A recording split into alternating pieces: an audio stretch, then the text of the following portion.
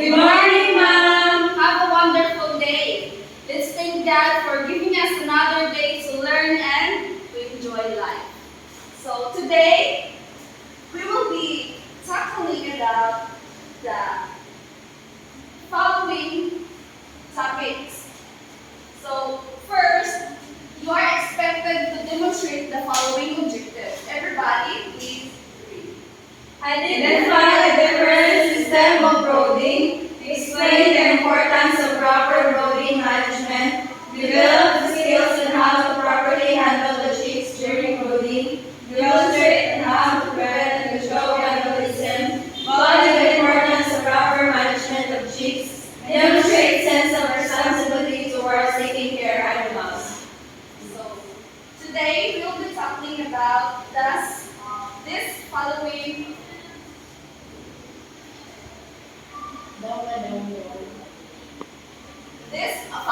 topic. So, may I request Melissa to read this? System of brooding. Proper handling of chicks during the brooding. Prevention and control of cannibalism. System. That's it. Thank you, Ms. Melissa.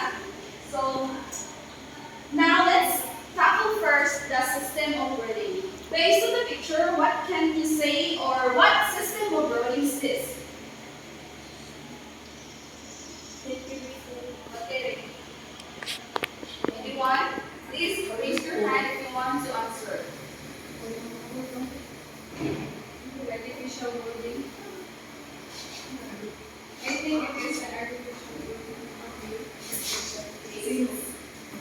It is related to artificial brooding, but this is the system of brooding which we call a litter floor brooding. So, do you know what is litter floor brooding? Yes, ma'am. Yes. Parang, maulit sa taon-taon na leader, no? Kaya di ba, dito ka not leader, di ba? Do not leader, di ba? Ikaw pagkalit ka na. Pero hindi sa leader floor brooding, pagkatagkalat ka na, kinuha ang mga ukot, grabe doon yung mga ukot. Rice hall, bumili rice hall nila ito. Kung dito sa kukuhan, sa floor nila rice hall, ma'am. Wala ka, Patience. So, litter floor brooding, wherein the chicken is raised in a litter covered floor.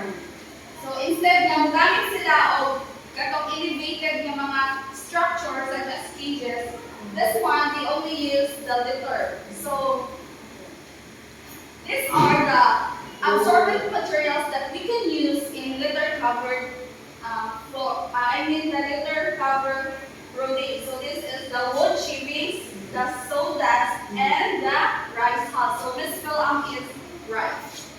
Next is the system of brooding number 2. What do you call this one? Cage.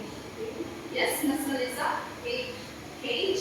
Okay, so this is the type of system of brooding is elevated wire of system of brooding or the elevated wire or slat brooding. This one is the chicken or chicks is raised in the elevated or above the level of the ground. So, what do you think is the advantage of this one compared to the litter brooding? Yes, Miss Batistille.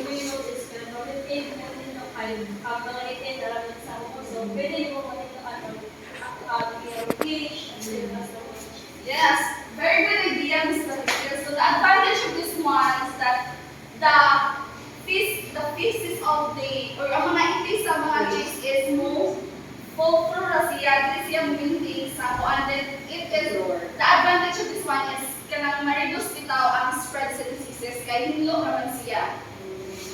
Then, in constructing our cages, we have to ensure that ang ganing wire or ang atong PVC wire is nasa enough na sizes enable the pieces or the waist of the chicks are enabled to fall through those sa siya. So the recommended size is 1/2 inch and 19 inch. So these are our experience during our short-term research research, in the preparation of our cages, so we have to ensure that our the cages of our chicks is safe from predators. So as you can see here, diba? So we catch 3 bibangs in the area. So this is the biggest one. It killed almost, I think, more or less 30 chickens. So if kanang magsagat na ka sa atong mga cages, it is a big loss of money gadget sa ato. So we have to be careful of that. So next is the handling of chicks during brooding.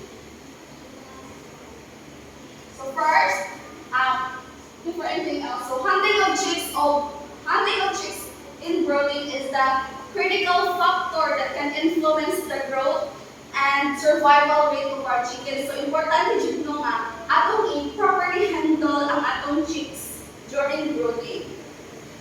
Then first is please Ms. Malang read and explain if you have some ideas. Number 1, place the boxes containing the chicks on the floor of the brooder. Spread out the boxes to allow adequate air.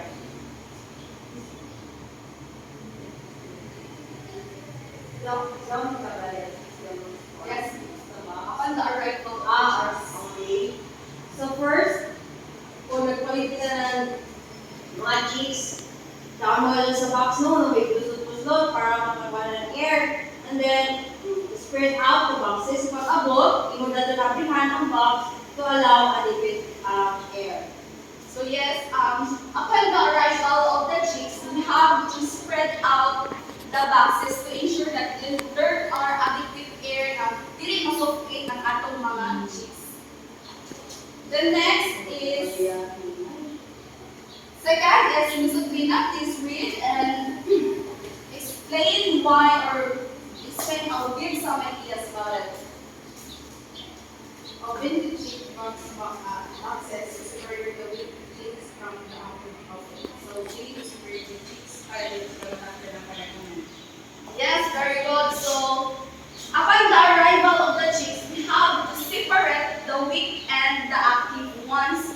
Kay, syempre, ang weak chicks is susceptible siya sa mga diseases and infections. So, para malikayan nato ang matakdan or to spread the illness or the diseases, we have to separate them. The next, Miss Barnes. To check the condition of the newly arrived chicks more frequently during the first 48 hours. So it is very crucial to i-check dito mga bagong abot syempre sa privacy hindi ay na mamatay or hindi ko yung magapan dahil imo. Yes, very good. So, we have to frequently check the condition of our chicks.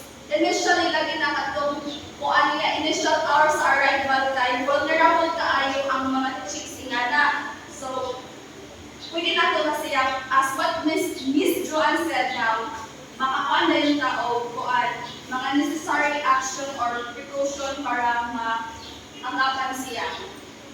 The next is the fourth one is, but is still Janine. Provide the broiler chicks with 5% sugar solution for drinking within 3 hours of alone.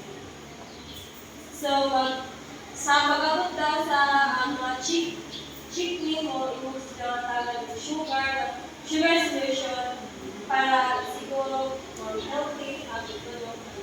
Para asa pala yung sugar, guys? For energy. Yes, for energy booster. So we can use at least 1 to 3 tablespoons in 1 gallon of water para tayo painom sa chicks. So next is regulate the brooder temperature as the chicks grow older. So di ba, if the chicks grow older, ang temperature niya is magkaanang magkagawin po ang niya na temperature. So at least 3 degrees Celsius per week na to siya i-adjust after pag-reach na siya o 3 weeks old ang atong chicks. So if pag-border ang season is pwede na to siya i-intermittently na kami tawag na to pag morning, di na to siya pasugan, Then pagka evening, mas bugnawan kung gabi, pwede na ito siya.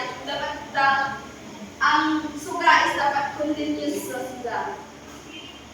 The next is provide additional units of larger feeders and waters as the chicks grow. Water should be set about 1 meter away from the nearest feeder, so we have to ensure that the feeder and the waters are 1 meter away para in out because the chicks may spill the water, so ano siya sa kahog. Then if ang bahog mabasa, it will be clumped, tapos makuan siya, dali na siya makadevelop of mold, then it will cause it's unhealthy to our chicks na kaya anong sa molds makukuan siya of bacteria sa madaot ng atong mga chicks. The next is vaccinate the chicks against common poultry diseases. So if we are not aware of such vaccine, kita mo sick of health sa mga veterinarian. There are a lot available na mga vaccine. So next is call and dispose all the weak, deformed and sickly chicks. So Miss Lisa na naman kami na ito ang pag-calling. So, we would be performing calling for katong quarantine para dili mo spread katong sakit sa immunical or the quarantine na chick. For example, katong yung chick clinical is naay sipon. So, isecure nito siya sa lugar na dili siya doon sa ubang chick para di siya makakakulit. Yes, so very good. So weak or sickly chicks may not thrive and could potentially spread diseases. So to other birds, so removing those chicks from the flock is karang mga enhance siya sa productivity and health sa atong mga chicks. The next is the last one is consult a veterinarian if mortality and morbidity of the flock goes higher than acceptable levels. So doon na tao, mga veterinarian, sick can advance. So next is causes of cannibalism. So first, what is cannibalism? Yes, this will Almost eating their own flesh. I mean, other for the new kayo out sa iyo kayo nagkikita pa sa toyo na age mama. Pinaakay sila. Eating their own food. yes, no. Cannibalism is eating on their own kind. Kind of species. Not all species. Cannibalism is a nasty behavior that is developed in a flock. It is manifested in picking in its tails, tools, and the feeders. So these are the following are the causes of outbreak of cannibalism in chickens. So first is Overcrowding. so na sila sobra-sobra na sa cage daghan siyang capacity ra sa kanang cage is 5 nanay 10 kabuok ibutang so makos na siya cannibalism kay may stress ang mga chicken. So next is Poor ventilation. then Inadequate feeder. Inadequate drinker. Balance of poor diet. so inadequate feeder and inadequate drinker is kanang gamay ra ang imong feeder tapos gamay syempre you can put a little feeds na food so dili na siya adequate sa mga sa mga chicken. So it will also cause cannibalism kay stress and gutom ang atong mga chicken. Then next is the prevention and control of cannibalism. So please read. Adequate floor space. So in the floor space there are recommended sizes or measurement. So sa egg type, naatay, age 1 to 3 weeks na ay recommended size is 0.3 square feet per bird. I'm sorry. So if 3 weeks to 9 weeks, na ay 0.5 square feet per bird. Din sa mid type, ang 1 to 2 weeks is 0.0 square meter feet per bird, and the 2 weeks and market page is 1 square meter feet per bird. The next is proper ventilation. So, kabay naman mga nila. Then, sufficient feeding spaces. Then, sufficient drinking spaces. Then, good quality feeds and balanced diet. The next is the control of cannibalism. So, what do you think are the control or what we can do to control cannibalism? Yes, Ms. Paris. Itong specific chicken na mag-cause din ng cannibalism, separate siya, i-quarantine siya, para direct na one ang Yes, is provide a proper ventilation. Okay, kung dili proper ang temperature or proper ventilation is init. Kung maglain na nila, cause na lang sila o parang beating dito. Okay, para makarinig sila. Yes, mas malaking mabagin kami na idea. Oo, ma'am, safe kami.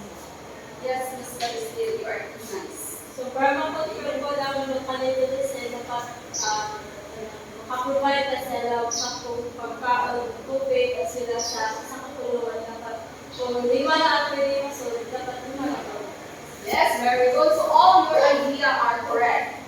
So to control cannibalism, first we have to sakto sinis or means na atong sila i-isolate.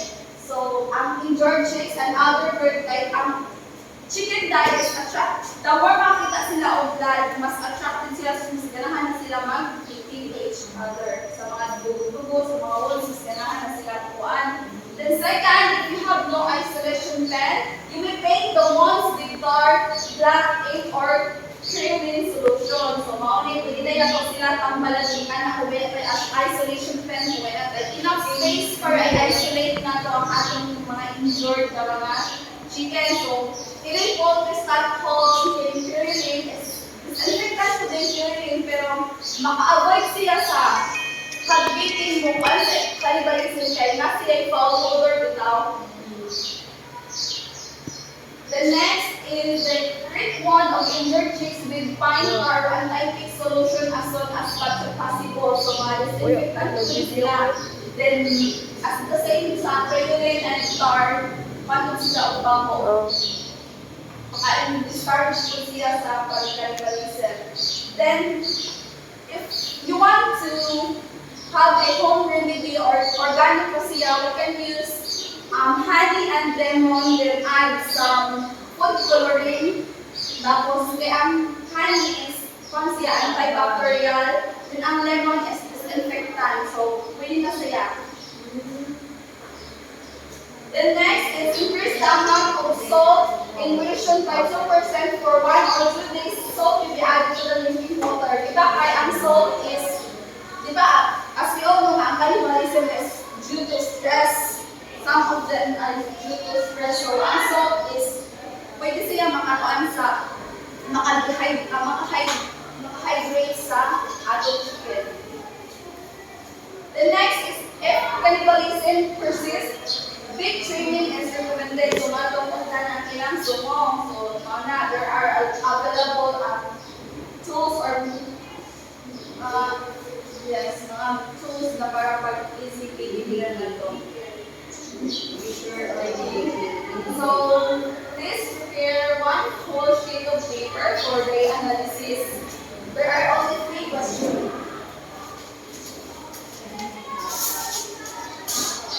Let's see. Are you done, guys? Yes, ma'am. So, pass your paper in front. Great, thank you. So, for the generalization, I need 2 students to share their ideas.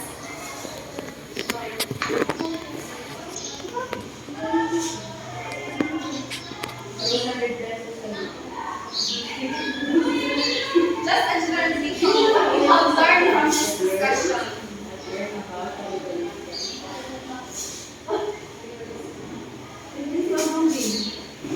So, as a generalization, so about the topic cannibalism is as part of our experience, wala na din naka-experience of brooding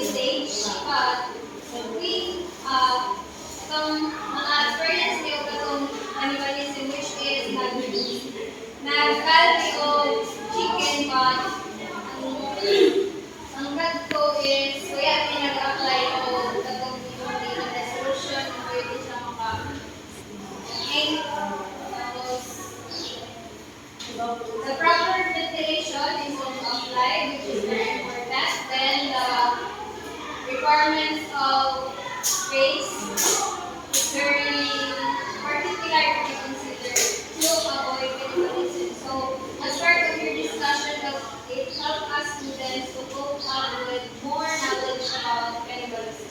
Okay, thank you, Ms. Pilar. Additional sa our minister of staff routine, I heard about the slack story routine and I think it's really well, then integrated in the routine. And then once a cannibalism, it's important to control the kind of activity kay hindi kita kamay na natin production sa ating chicken, and then require ang money, na-waste na ang money, and then we have to take good care. Ako din, permitting sila i-look out sa natin mga alaga. Kaya para sila healthy and quality, of course. Yes, thank you. So, for the assignment, it will be passed next Monday. So, just take a picture.